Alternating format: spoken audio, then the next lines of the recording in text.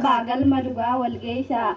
Walaloota akka qabna hamileen nu jabeessaa. Yoo isin nu jajjabeessitan nutis ni tolchinaa. Yoo isin calliftan walaloo teenya hin dubbisnu nutis ni galchinaa. Wal jajjabeessuun dirqama akka dhaabaa fi dagalee. Walaloon shaa isin goonaa nuuf kennaa hamilee.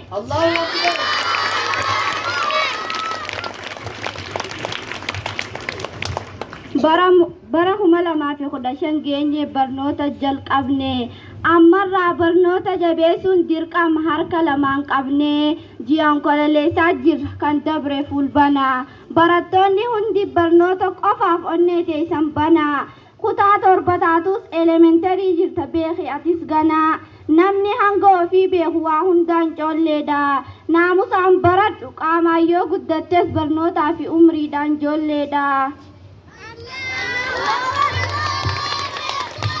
Barattoonni haarayni madrasaa Bilaal warri amma seene hayyama naamusaa nu garsiisaa osoo lagan jeene bara dabre barataa haarayni nama hedduu dhufe isaan dhufan keessaa qormaata naamusaa nama hedduu kufe madrasaan Bilaal yoomilleen simatu barataa baalagee naamusaa fi barnootaan dhaloota oomisha sammuurra dalagee abbaa feetes taatu namni naamusa hin qabne nan dubbisina an barnoota qofaan fadha dubbiinatti hin guddisina nama barnoota irraa najeequs taasaa fi maatittiin himadhaa waa hundumaafuu barattoota haarawaa hamileen simadhaa.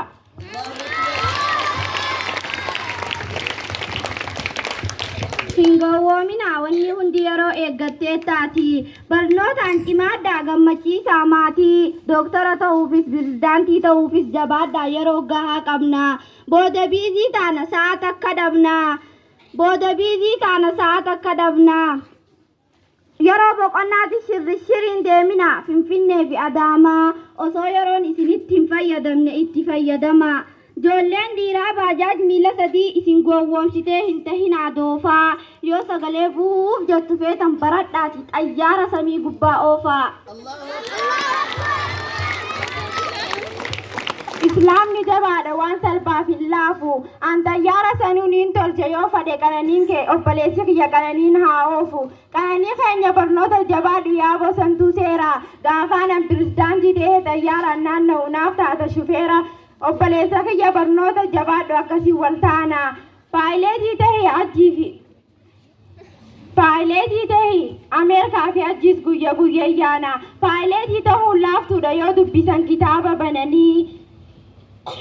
Paayileetii ta'uun laaftuudha yoo dubbisan kitaaba bananii cimtee paayileetii ta'uu qabda obboleessa koo qananii obboleessi kiyya na fakkaata bifaanis diimaadha yoo naamusaan qoyyabate barnootaanis anarra cimaadha. Barattoonni naamusa godhachuudhaan barsiisota gargaaraa barsiisota dadhabsitanii hin godhinaa daaraa barataan naamusa qabaachuun barsiisaaf gargaarsa yoo barataa cimaa ta'uu feetan hin jeeqinaan isiniin gorsaa musliimni kallattii hundaan cimaadha hin gabbaru hadiraa saayinsiif baratee barsiisa akka barsiiftu qadiraa musliimni akka kabajamoo ustaaza keenyaatti baratee hoogganaa warri duraan barsiisota jeeqaa jirtanis of sirreessaa ganaa nuti jeequudhaaf yeroo hin qabnu gowwaa qofaatu taa'ee afaan banaa. Anwaadaan gala barsiisotan jeequ yeroo barnootaa qalbiin dhageeffadha qoosaaf illeen seequ yeroo barantu barnoota caqas yookiin barumsi siin galu haala kanaan jijjiiraman fiddu dulloomtee yoo taatellee moluu badii present mind absent jecha warra adii yoo barnoota jibbite dafii miilaan gara suudii badii yookiin naamusaan baraddoo maatii fi mataa kee doofummaarraa baafta yoo barnoota jibbite gara suudii qaceeli re'ee fi gaala namaaf bobbaafta. Salaamu alaikum wa rahmatullahi wa barakaatu.